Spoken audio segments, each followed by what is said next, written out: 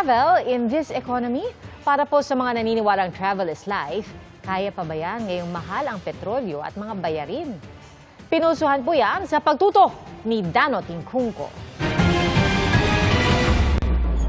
Bakasyon season na.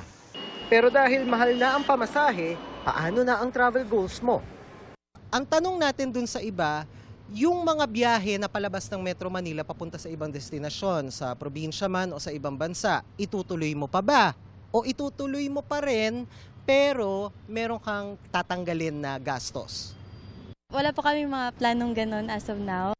Taga Visayas po talaga ako. So, kami. So, sana po magpa-plan din ako to go home. Ayun, cancel muna.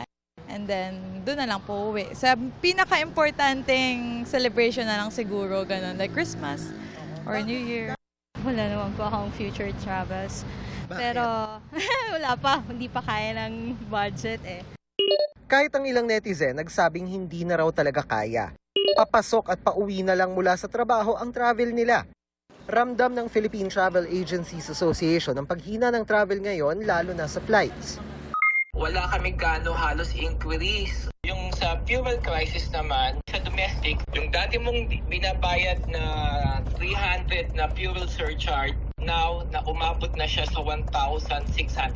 International destinations naman, almost 16,000 pesos sa fuel surcharge pa lang.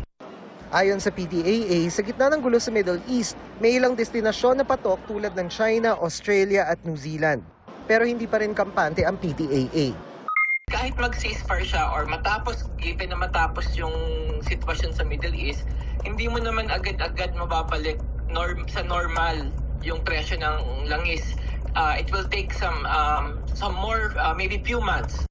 Sa kabila ng mahal na pamasahe, may ilang tuloy pa rin ang larga.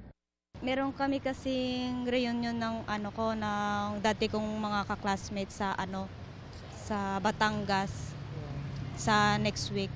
Tapos mag-arkila na lang kami daw ng sasakyan. Tapos may ambagan kami ng mga 1,000 ganun. Locally na lang siguro. Ayun po, instead na medyo lumalayo-layo. Dano Tingkungko, Nakatutok, 24 Oras.